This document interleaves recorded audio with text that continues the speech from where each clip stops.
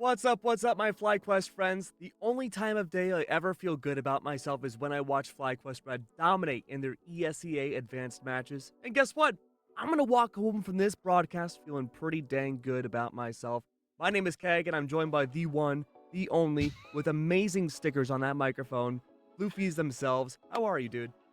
Oh man, I'm doing good. I'm a little worried. You're talking about the only time you feel good is when you're watching FlyQuest? I mean, it's the only You time I need to okay? feel good. Oh, yeah, it's an overload of serotonin every single time. All right, I'm down. I like the energy. Let's bring it. Let's do it. So, expectations for today. I mean, look, FlyQuest, if you're feeling pretty good about yourselves, if you're a fan of that team, you're looking at Stockholm for next month, they're looking good to advance on forwards in advanced. I can't really say the same about their functional other team though, but right now, things for FlyQuest are pretty hunky dory. Yeah, just looking at the stats so far, FlyQuest Red are 3-1 this season, and I just want to say that the 3 games that they have won have all been games that I've been here casting. So, not going to say that So there's a you're the correlation or a reason. causation here, but you never know how I might be. What I will say though is Shadow Wizard Money Gang, the other team that are across from FlyQuest Red on the server. One thing they have done is they have played more games this season. It's been 4 games for FlyQuest, 6 for Shadow Wizard Money Gang. But the records, I would say, go in the favor of FlyQuest. 3-1 versus 3-3. But if you look at those games though for Shadow Wizard, one of those games was against the team that is a dead team. Oh, Every season of Advanced, you'll have teams that they will show up and then they won't actually show up. But here's FlyQuest Red here on your screen. Bibby, we got Bibby on, Goosebreeder, Emmy, Vanessa, and Marie. Across from them, we got C Mitch, who is a name I know. That's a name I'm very familiar with. Oh, we're back to FlyQuest Red. All right, fair so fair enough. so tell me more about C Mitch. What can we expect to see from this guy? Uh, Hopefully he's not looking at chat. I know that he is a streamer. That's basically how I know him. I've seen Ah, him in a few different Philadelphia events.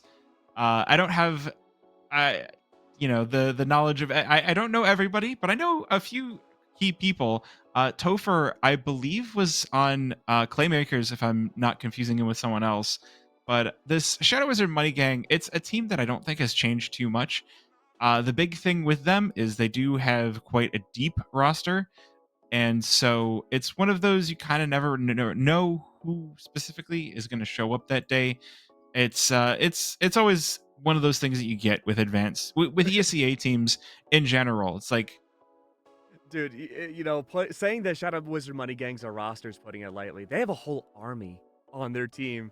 You look at their face it list; it goes down like 25 different people. So we're only hoping that maybe these are going to be the people that we see in the server today. But it really feels like you never truly know, and it's hard to look at the statistics of a team like that because if you look at the win percentage of maps or just how well teams play and frag out with each other, you keep moving those parts around, it changes so much of the dynamic that suddenly a version of Shadow Wizard Money Gang that looks great on Overpass might suddenly drop a bomb, a not good one, on the next time they play when they change a few key players.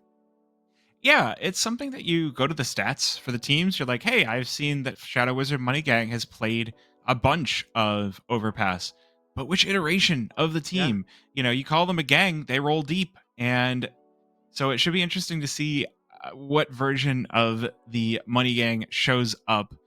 Just going back in time a bit, the Shadow Wizard Money Gang. I'm going to say the full thing every time.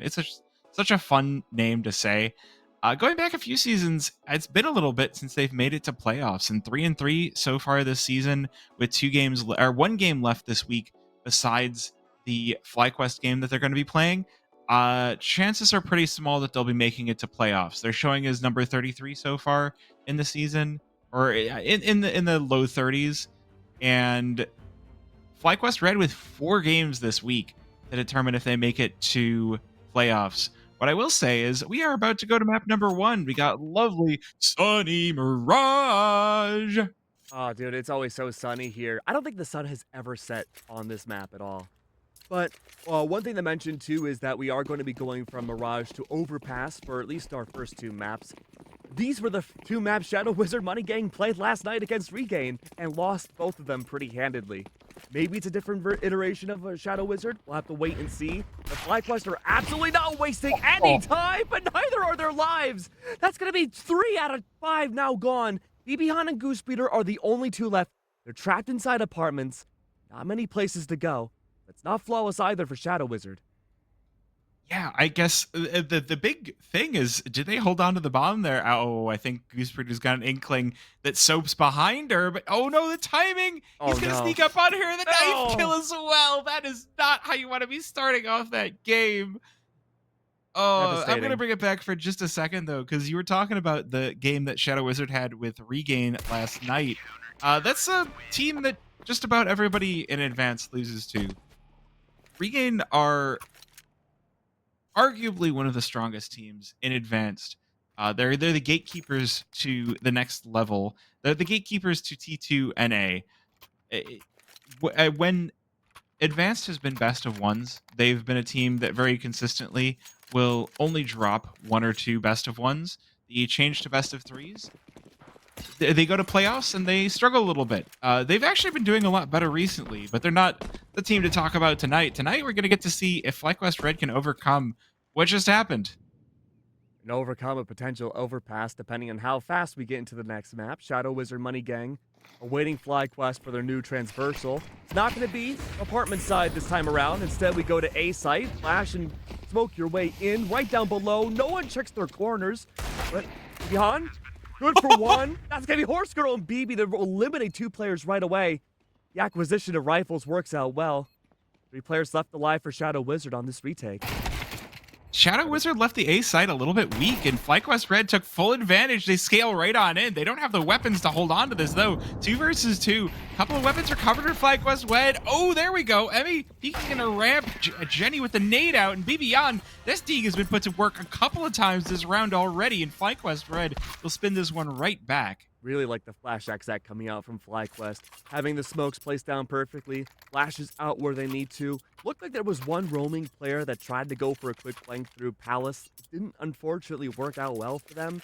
FlyQuest, despite losing that first round floof, they look pretty dang good and solid for getting their economy back. Well, one thing I've been saying in the games that I've gotten to cast is FlyQuest Red has had some very, very good pistols. Of course, the first thing that we see is them losing a pistol, but the other thing that we've seen is them doing really well on the conversions and keeping the momentum rolling really well. Speaking of momentum, it looks like we're already starting off with some solid shots out of the FlyQuest Red side. A couple of kills as Shadow Wizard actually getting really aggressive on this defense. Noah now the next one up, just playing super close to ramp, but he's going to be gunned down as well. It's just a hail fire of bullets. And it's so interesting to me that Shadow Wizard are peeking into this. They're playing this so aggressively. They're playing it like they have nothing to fear, and FlyQuest Red are proven to be the boogeyman on this server. Well, it's been 3 rounds so far, and Shadow Wizard has pushed endlessly every single time. FlyQuest, they've held their ground this time. They were waiting for Soap's over-aggressive lurk in the first 10 or so seconds. Another player fell from pushing Palace early on, too. And if Shadow don't adapt in time, well, we might be looking at this 1-round score for quite a while. Yeah, and the worst part is they've spent all their money into this round. So next round, likely to be FlyQuest Red with some serious firepower upgrades over the Shadow Wizard side. So likely to be a 3rd round on the FlyQuest Red side, unless there's just something crazy that happens with the pistols. I mean, if they deathball and push forwards, stacking up a site, maybe they'll have a chance to take down FlyQuest. But it's going to be hard to get the drop on a team when that's already expecting you to push aggro in the first few seconds of a round starting. Maybe Shadow Wizard could go for a huge retake with just pistols. Well, one thing I've always seen work really well with the USPs is you combine those 4 USPs into one spot. You can typically take away a weapon. If you find the lurk on their own, those 5 USPs are more than enough. But you know what else is enough is the M4A1S of Drush, that hero rifle that is saved over from the previous round, going to allow Soap to pick up the AK. And now things get a little bit dangerous. Man advantage for Shadow Wizard. FlyQuest Red, though, they fully scaled out. They're all the way unlocked on this B-bomb site. Think you might be onto something, Floofy. That was the only rifle on Shadow Wizard to take down the opening member of FlyQuest. But there is an AWP available. Emmy sitting back and waiting towards the top of apartments for someone to lurk on through. Only Soap's job. Everybody else is taking their sweet time with only 2 rifles to spare. With those USPs, they can work wonders. Early trade comes through, Soap is good for 1, and Topher's there for the follow-up. Matt, players now of FlyQuest are falling one by one. Marie and Vanessa are the only ones left, and Noah has to tuck his tail and run, lick his wounds, and keep that AWP. But I like how you combined lick his wounds and tuck his tail. He has to lick his tail. He wants to lick his tail, that's perfectly fine. Maybe it's one of those kinds of broadcasts. Ooh. Maybe it is. I will say, that retake coming in from Shadow Wizard was really scary, right? You've had FlyQuest Red, they lost their 1 player out mid, so the strategy became a 1-pronged attack that was just everybody go apartments. So it gave Shadow Wizard a lot of space on the map. They had the worst weapons, but they had enough rifles to make it scary. And now they get to be extra scary because they have the money to go for the full buy. And they have the AWP picked up, held on to for Noah. So this round has all the markings of the best case scenario for Shadow Wizard to stop the bleeding, but they've left the A-bomb site open, and FlyQuest Red, they get the smoke wall down on the connector, and Shadow Wizard are stuck behind it. The bomb down, not a singular kill. Okay, Emmy. What even are smokes for? Clearly not walls, because they don't block the bullets, but 4 versus 2, Shadow Wizard forced to run away again. Emmy's got some supersonic goggles on. Really great work from FlyQuest once again. When they have the expectation of where Shadow Wizard are going to start out their opening rounds, FlyQuest look unstoppable. It's only when Shadow Wizard play with the lack of information and get the drop on FlyQuest do they seem to win these 1v1s. As long as FlyQuest go for these pop executes, and more often than not, it seems like it works out well on A site, FlyQuest are looking pretty dandy. I will say, as we, again, continue this half, Shadow Wizard are doing a lot of things that make you scratch your head. They are getting extremely aggressive and in the face of FlyQuest, and it only takes one of those kinds of rounds to steal the momentum and knock your mental right off its rocker. So FlyQuest Red need to continue to play this very strong, regimented style of Counter-Strike. They need to continue to not give up any ground to Shadow Wizard, or they'll find that if they lose an inch, they lose a mile as well. Mile has a lot of inches. It does. I learned that recently. Personally, I like meters. Oh, you're a meter enjoyer? They divide into tens. That's true. I know a lot of people will say, what is a kilometer? It's 1,000 meters. Oh, I actually didn't know Turns that. out that, like, the best system of measurement for distance in Imperial is marathon, 26 miles. Speaking of 26, a couple of kills as I'm yapping about unrelated things. Talk about imperialism. It's FlyQuest taking over the land. This is incredible. Oh my God, it happens again. The lurker's gone. Jenny and Drush are the only 2 left. Drush has 6 kills to his name, but far off ways from Jenny. Not able to make a crossfire just yet, but of course 6 turns to 7. Look, I can't even be mad anymore. 6-7, I realize that the whole point of 6-7 is we're just going to confuse all the adults because 6-7 doesn't actually mean anything. And you know what? Back in my day, we had Homestar Runner, we had Badger, Okay, and Grandpa. all sorts of things that also didn't mean anything. We just repeated them because they were easy to repeat. So I get it. It might be, I was going to say maybe it's a repeat of a retake from Shadow, but no. The low-hanging fruit was not picked. But no, the Palace push made things look really scary. Shadow Wizard had a lot of players stacked on the A-bomb site, and just some dynamite shots out of FlyQuest Red. That's gonna hurt. not being able to save that, that's going to send Shadow Wizard into an awkward bye following that. So round number 7, things are going to be interesting. Yeah, I'm not sure what to expect from Shadow Wizard. A pug stack like this generally won't go for a timeout. Usually they'll be like mid-rounding each other. You know, the comms could be very cluttered with things and people telling each other how to improve and stuff in the nicest ways, I'm sure. It's just a matter of them deathballing again and hoping to get this early pick in mid. Exactly how it played out last time. Drush, however, did have an M4 to work off of. No rifles whatsoever. Well, this round going to be the pistol force out of Shadow Wizard. So again, they're going to need to cast some crazy spells to make this one work. Personally, I like Meteor Swarm, but we'll see what they've got for us. Certainly not Shadow Word Death. Oh, though, Noah coming in from behind. Maybe a sneak attack. Maybe they're rogues instead of wizards. Oh, maybe. Let's see whether or not they can make this ambush work. It's going to be an AWP up against an AK up close. It's going to be the Molly out. Oh. Emmy's gone. Full apartment control now in the hands of Noah. But the top frag is gone.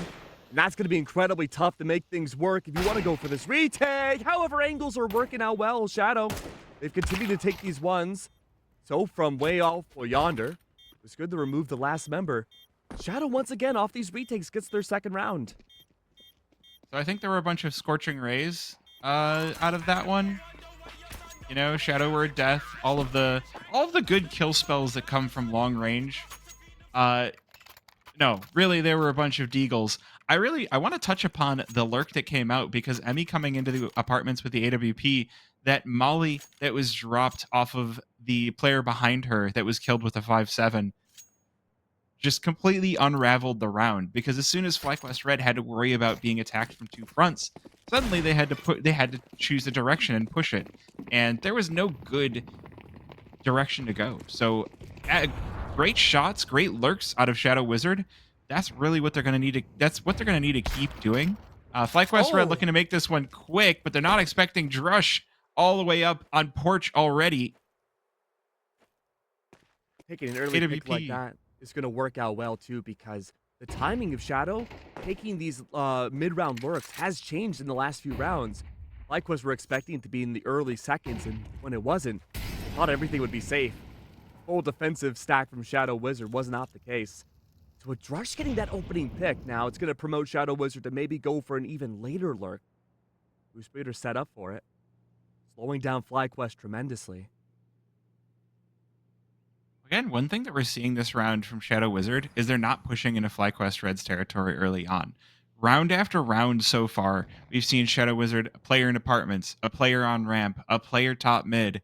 This time, no, they play the standard default CT of having your Opper play apartments, and it works out. FlyQuest Red go, there's a lot of space here. Suddenly there isn't. Good attack out of Goose Breeder, but she's going to be traded out by Topher. And again, Shadow Wizard on the man advantage. Vanessa catches a player on ladder, but the shots don't quite connect. Emmy with trade, but it's, again, still Shadow Wizard in the lead here, and I'm out of control. It's been picked up, but now needs to be planted. Good damage onto Drush. Knocked down to just a scratch of HP. The Molly in a position to stop the bomb plant. There's not a lot of time left on the round. 10 seconds left. Bibian gonna have to just stick this. There's not enough time for any other options. Emmy covering with the AWP. Spot finds the first shot. Again, they're over by missiles, not hit. Jenny now in the 1 versus 2. Damage onto both of these FlyQuest players. That's the Opper down. Oh, here we go. Now it's gonna get difficult. Bibian peeks out and she's crushed. Jenny winning that 1 versus 2 and securing a 3rd round for the Shadow Wizard Money Gang. Great game sense and recollection to know where exactly that second swing would come from, choosing the 50-50 into the right angle. Could have been the make or break difference for FlyQuest securing their positive side of the half, but unfortunately now, Shadow Wizard Money Gang, regardless of the timing of their lurks, they've been using the element of surprise on their CT side so well against Fly that they never truly feel safe on these executes. It's causing a lot of hesitation for them. Yeah, I think changing how Shadow Wizard have changed the pace has netted them these couple of rounds here. And I'm not sure if the correct thing to do is to keep the pace slow because again, this is I FlyQuest agree. Red's map pick. We've seen them play it time after time after time. Even when the T side has gotten off to a slow start, the CT side has gone really well. And when they haven't needed the CT side, then the whole map just feels, like why would you ever let them pick it against you? Look at how fast BBon scaled in already This with is Marie. what I like to It's see. just the A bomb site swings wide open. Jenny looking to find something on the back side of this, but they've been smoked off in CT, not given an option. And FlyQuest Red bombed down in about 20 seconds. Shadow Wizard giving them tons of space and losing out as a result. This is that return to confidence that I wanted to see from FlyQuest. The fast executes are out. Everyone on Shadow Wizard not knowing where to go or what to do. It's going to be Goose Breeder again taking the wide swing with the help of BB. And that's 6 rounds now for FlyQuest. A very secure first half. If they get one more, they'll be beyond half. Well, okay. So what Shadow Wizard have kind of done is they've set up these probing pieces where they'll send out these aggressive players into the territory of FlyQuest Red to try and set up plays for later rounds. It worked out, but now that FlyQuest Red have kind of read the book, so to speak, of what's going on with Shadow Wizard, they're putting down their own aggression and they're catching Shadow Wizard off guard. So, what does Shadow Wizard go back to? Aggression. Marie about to discover just that. There's that MP9 up close. She's not able to handle both. Meanwhile, Noah up in apartments. And it's a double for Shadow Wizard, shoving FlyQuest Red back. Yeah, the idea now to switch things up and go aggressive inside of apartments for the execute on B was a great idea from FlyQuest, but unfortunately has not consistently won them rounds against Shadow Wizard. It's always been the retakes that Shadow Wizard in these late round lurks that have worked out well. But now holding aggressive position, Shadow have won the first 3 opening duels. 2 players left, man. It's going to be tough for BB and Emmy, especially with that AWP to find impact. At this point, you're playing for money. Maybe to get rid of Noah's AWP too. Oh, geez. Yeah, this is not a great situation to be in. Look at how far Shadow Wizard have pulled back as well. They've given opportunities. Oh, the flash on in, and Emmy's op is hitting tonight. Double kill to start things off. BBon joining in. And again, from a 5v2 to a 2v2. Now BBon in the 1 versus 2 with the bomb down. She's flattened Jenny, and she's on full HP still. The molly goes into Firebox, but that just gives her a chance where Drush is not ready. Peeks out into the instant headshot. Oh my god, what an incredible play from Emmy and BB. That was amazing. The fact that I considered like the round to be over before the execute even started. Emmy divided out each player one by one. Goes to show that FlyQuest cannot stop their confidence in the early parts of a round. They just have to double down and continue to push A. No matter what the pacing looks like from Shadow Wizard Money Gang, they continue to keep losing this defensive side of A site. I mean, and let's just also take a look toward BBon. I don't know if she had an extra good workout tonight or an extra good warm-up tonight or some really good dinner, but like 17-4 on your T side is outstanding. And she's even going to be looking for more. Goose Breeder goes out first, but the information passed over. Trade out of BBon. Vanessa as well. Oh, double up.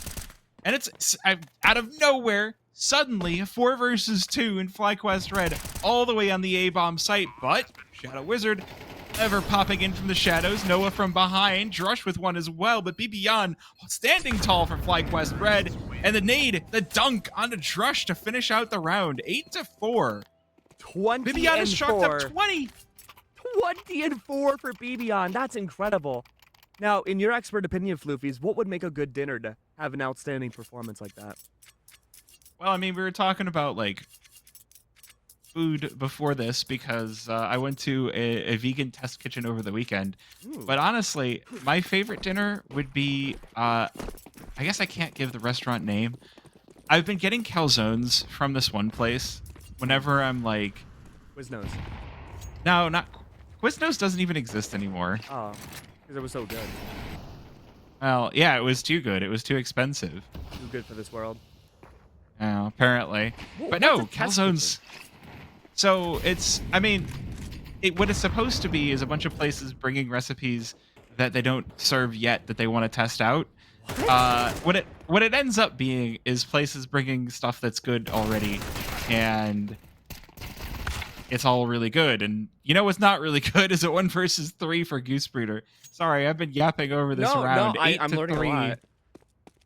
a lot. Yeah, if you're ever in Chicago, You're a QA tester for food. well, that's what it should be. What it ends up being is I go to the same place that is bringing their food every time they have this test kitchen and getting that because it's really, really good.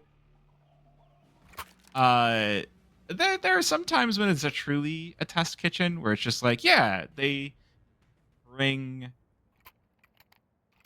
recipes that they haven't tried yet. You sure? Are you afraid But, that I would mean, be like plutonium soup?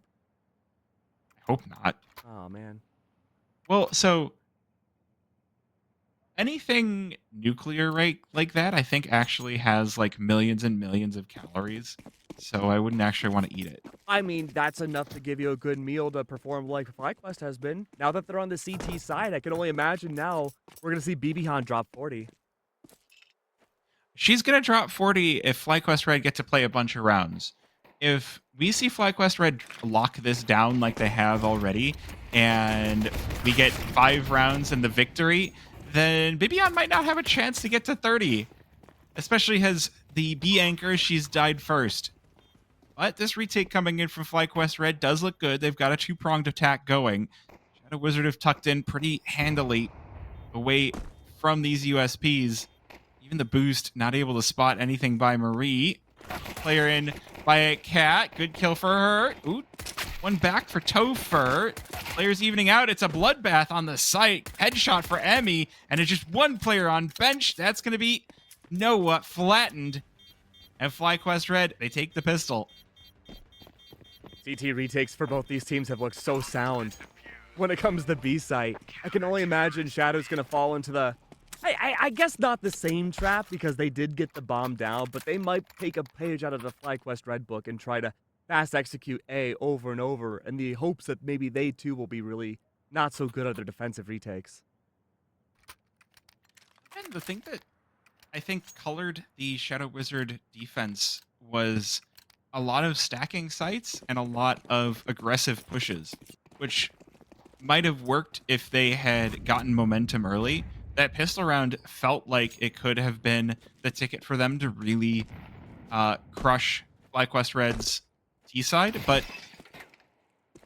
Bibion is just too good tonight. Like, sometimes your opponent's having a really good day, but again, Shadow Wizard, they scale so friggin' fast. Look at how fast they're out on A-bomb site, but Bibion is not going to let them keep this with the triple. Look. I don't even know what to say. There's a 4th. Wow, a 4K for BB Han. That's incredible. I don't know. At this point, the 4K is expected. She didn't get the ace. Ugh, underwhelming. I know, right? Like, sure, you only get 4, whatever. But still, regardless, though, the way we saw Shadow Wizard scaling, like you were mentioning, it was really good. They took the opening pick at each round so far for their T side. They had A-side control, but they didn't have mid control. So BBon was able to go through arches and make sure, like, hey, they're only doing a single-pronged frontal attack. I can take them down. Emmy, once again, though, looking to be the face maybe of another opening loss. The answer is no. The 2 top players now for Shadow Wizard immediately fall. Topher's there for the follow-up. But after that, though, damage may have already been done. Marie, let alone BB is still alive. Gotta figure out how to take down the raid boss. 25 kills now, by the way. Looking for more. Jenny, though, silences her with a long-range deeg. But the problem with that distance is there's no weapons for her to collect, and on no armor, Marie gets to come in and say, nay, you don't get that round. Wow. Yes, I'm going to tell that joke every single time. I cannot believe it. I'll try and find some jokes, new jokes for tomorrow. I promise. No way, I don't Jose. promise. You should stick with that one.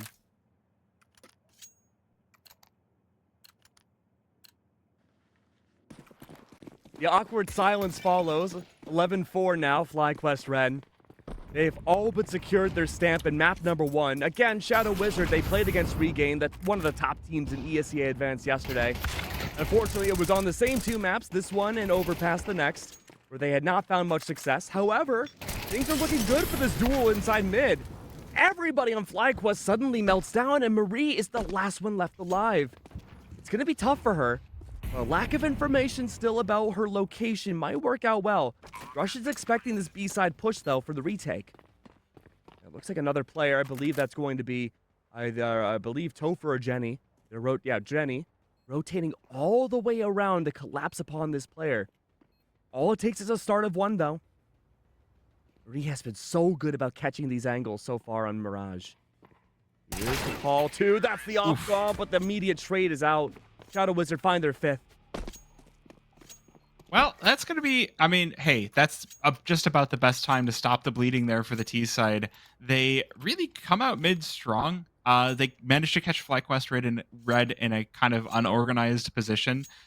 And it's been the hallmark of the Shadow Wizard team where they don't have the most eloquent strategies, we'll say. But sometimes when you're just playing with the force of a battering ram, and just go in really strong and just hit harder, it works. It does. And so they managed to stop FlyQuest Red on not great money. Emmy does open things up. So there are a couple of rifles on the FlyQuest Red side, but there's more of them on the Shadow Wizard side, and they're putting them to use quite well. Topher with a kill as well, looking for more, but Emmy appears with the M4, and Jenny and Topher double up on the side of Shadow Wizard. That's going to open up the B-bomb site. Guys, with 2 players left now, these retakes are looking nigh impossible for FlyQuest Red. We've been in this spot before, though, BB Han being one of them, Vanessa not the other in that 2v5 retake. But there it is, though. Vanessa opens it up. Noah's gone. 1 player now identified at apartments. Beyond still remains hidden, gets caught off guard by Jenny through the smoke. A late lurk leaves Vanessa now discovered. Has no choice but to dial back and keep that AWP. It is going to be a huge piece, though. Like, it sucks to have to forfeit this round, but having the armor pistol rifle going into this next round, FlyQuest Red are going to start stacking up that loss bonus. While the rest of the team doesn't have great money, I don't think there's going to be any sort of a full buy. The op gives you a lot more confidence than you otherwise would in this situation. It does give confidence, but it seems, again, Shadow Wizard hasn't really cared that much about what's against them when they go for these wide swings in the first few seconds of a round. Emmy has been fantastic on the AWP, so putting her in the good hands of that will help out well for midside early on, but again, meeting the hands of a triple swing like we've normally seen, I think that's a very scary prospect. And, man, that was a scary mid-play. Oh, here we go. Oh, Emmy. Good for 1 at least, right? Yep. Yeah, yep. There we go. Emerald knife in hand, the runaway. Do you think she gets another? I think Shadow Wizard probably navigate away from the op. I think that Emmy has proven her tenacity on the AWP time and time again that, well, she's not like simple. You're still not going to challenge her more than once, but sometimes the USP proves to be enough. Ooh, that's might give Shadow Wizard some confidence. The AWP rings out and doesn't find its home, but they've got Marie behind them, taking them off. Removes the head of soap, but again, it's reps on reps. Tough position to be in. I like the comms coming out from FlyQuest. Emmy misses that initial shot, backs away, leaves it in good hands of Horse Girl, locking down A site. And she's good for 1, unfortunately, does get traded out by Soap. But now Emmy's going to re-rotate, expecting this to be a mid-lurk into B site. Emmy has partially the right idea. Shadow Wizard are posturing towards that B mid-side. But they haven't moved at all. They're just waiting out the timer, hoping FlyQuest get antsy and start to push up. This wraparound from Goosebreeder and Palace will be the key to unlock things. But I'm not sure for which team it's going to unlock for. It really comes down to Noah and whether or not he turns around just in time. These positions are so scary. 15. This is the longest round we've had so far. Was that the bomb that just got dropped off of Noah? It was. Topher is able to recover it, so we'll get that planted in just the last few seconds. Knows there's an AWP close by, spots it, flips Emmy over, and now it's the USP versus the AK. Spots Topher heading on into CT.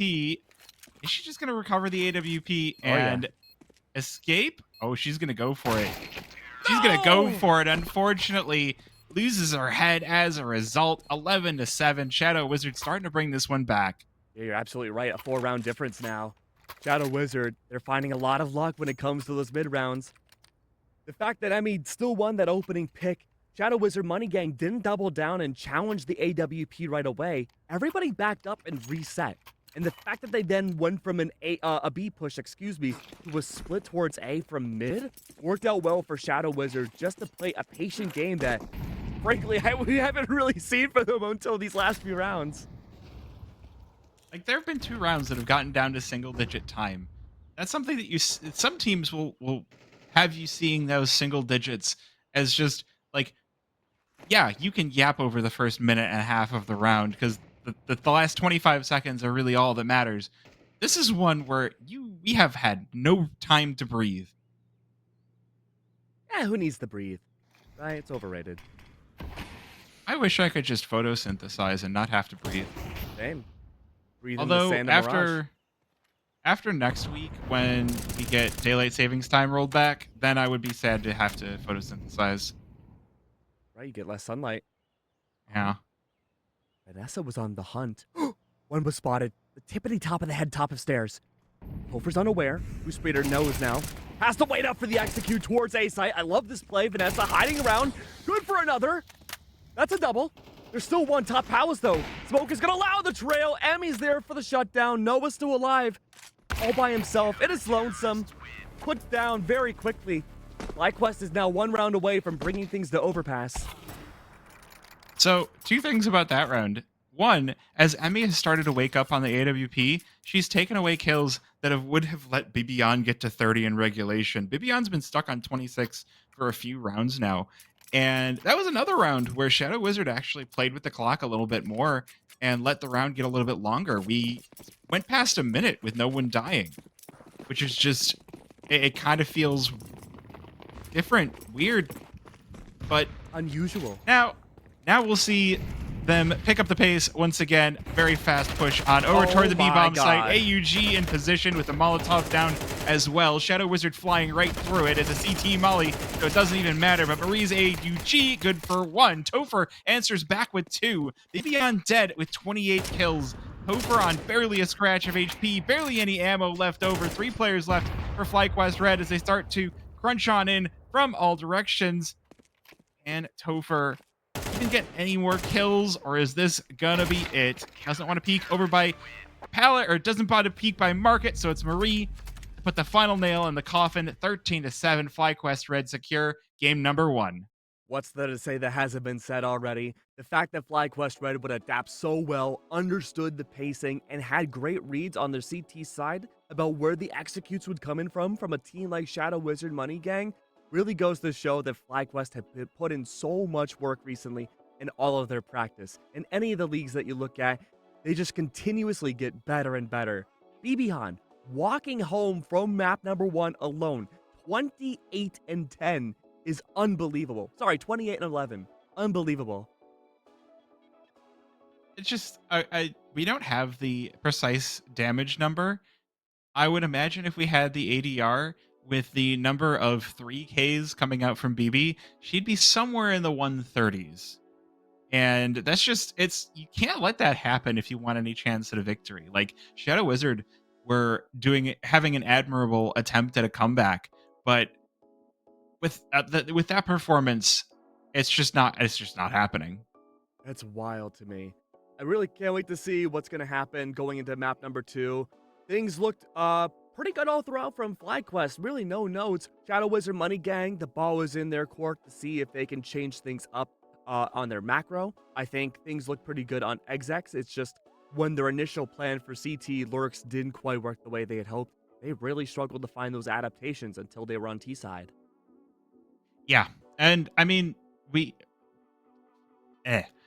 Overpass could be a map where this aggression that we saw in Mirage ends up benefiting them a bit more. You get so much of the map for free as a CT, so we'll have to come back to that. We do need to go to a quick break before we go to map number 2, so we'll see you guys in just a few minutes.